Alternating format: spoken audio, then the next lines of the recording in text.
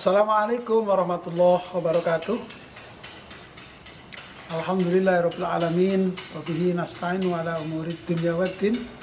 Wassalatu wassalamu ala asrofil anbiya wal mursalin Sayyidina Muhammadin sallallahu alaihi wasallam wa ala alihi wa azwajihi ajma'in, amma ba'd. Anak-anakku yang saya cintai, pada kesempatan kali ini kita bertemu melalui acara Matsama. Semoga pertemuan ini selalu mendapat ridho dari Allah Subhanahu wa taala. Allahumma amin ya rabbal alamin. Pada kegiatan Matsama ini tahun pembelajaran 2001-2022, saya akan memberikan materi tentang KNU-an dalam bingkai lebih luas, yaitu tentang keaswajan. Anak-anakku, dalam kehidupan sehari-hari, ibadah yang kita lakukan, baik ibadah mahdhoh maupun ibadah ghairu mahdhoh. Ibadah mahdhoh yaitu ibadah yang murni, contohnya antara lain yaitu sholat, zakat, haji. Ibadah ghairu mahdhoh antara lain tentang kegiatan sosial kita yang baik. Semua tentu ada dasar hukumnya. Semua tentu ada wadahnya dan semua tentu ada koridor hukumnya.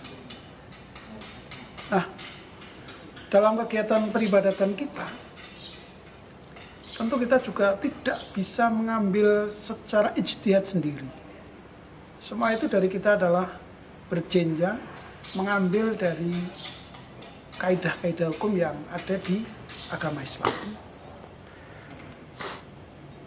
Dalam pemahaman kita, sumber dari segala sumber hukum bagi kita agama Islam yaitu yang pertama Al-Quran, yang kedua hadis, yang ketiga ijma', yang keempat yaitu qiyas.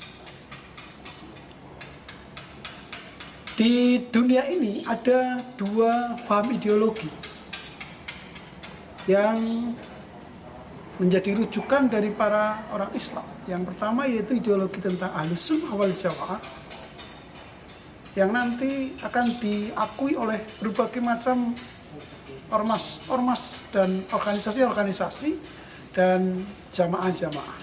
Banyak orang yang mengaku sebagai Ahlus Sunnah wal Jamaah. Dan yang kedua yaitu ideologi yang kita kenal sebagai ideologi Wahabiyah. Anak-anakku,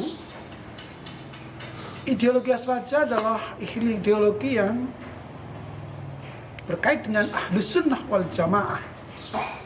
Dalam koridor Indonesia, organisasi yang menganut aswaja yaitu Nahdlatul Ulama.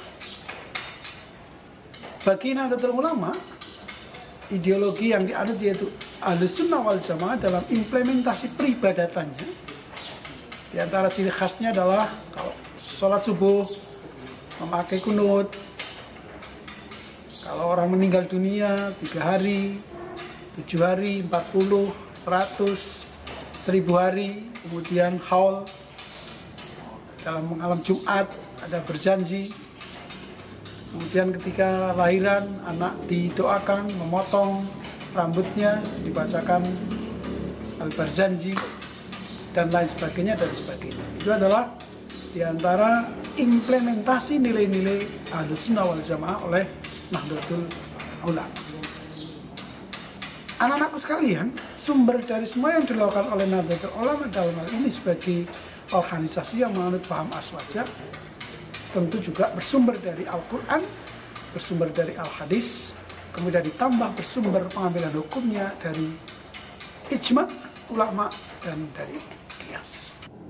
Anak-anakku, melanjutkan pemahaman kita terhadap pemahaman ideologi Ahlus Sunnah wal Jamaah, semua berembrio dari apa yang disabdakan oleh Nabi Muhammad SAW bahwa di akhir zaman nanti umat Islam akan terkotak-kotak menjadi 73 golongan. Ada yang mengatakan 72 golongan. Ada 2 golongan yang masyhur dan nanti akan dijamin masuk surga, dan itu yang benar, yaitu golongan diantaranya yaitu yang menganut paham Ahlus Sunnah wal Jamaah.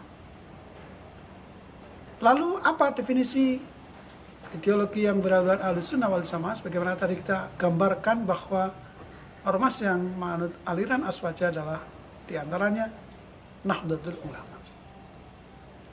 Bagi pemahaman umum secara definisi terminologi dan etimologi, Ahlussunnah wal Jamaah adalah orang-orang Islam yang menganut paham berdasarkan hukum-hukum yang sudah ditetapkan, yaitu Al-Quran dan Hadis, kemudian ijma' dan qiyas, kemudian semua yang dilakukan oleh Nabi Muhammad SAW yang disebut dengan sunnah, itu yang menjadi dasar koridor hukum. Anak-anakku sekalian, perang ideologi antara Ahlussunnah wal Jamaah dan ideologi Wahabiyah sedang terjadi di Indonesia. Infiltrasi masuknya ideologi-ideologi baru yang menjadi khasanah wacana perkembangan keislaman di Indonesia sangat terasa sekali. Ada ideologi baru yang diimport dari luar, yang kemudian mengusung dalam satu terminologi yang kemudian berubah menjadi terminologi politik yang sudah dilarang oleh pemerintah. Satu ormas yang dilarang oleh pemerintah karena mengusung ideologi keagamaan, tetapi kemudian berubah menjadi ideologi politik dalam aplikasi dakwahnya. Anak-anakku sekalian, Indonesia dengan berbagai macam ragam keagamaan dan berbagai macam ragam kepercayaan harus dikelola dengan baik, saling menghormati satu dengan yang lain, baik dari sisi agama, ras, suku, bahasa. Yang paling tepat, keislaman di Indonesia adalah Islam yang rahmatan lil alamin, yang diejawantahkan dalam tasamuh, tawazun, dan tawasud. Toleransi, kesetaraan, dan kebinekaan. Toleransi, kita harus punya rasa toleran yang harus dikembangkan terus-menerus, baik antar sesama agama maupun antar pemeluk agama.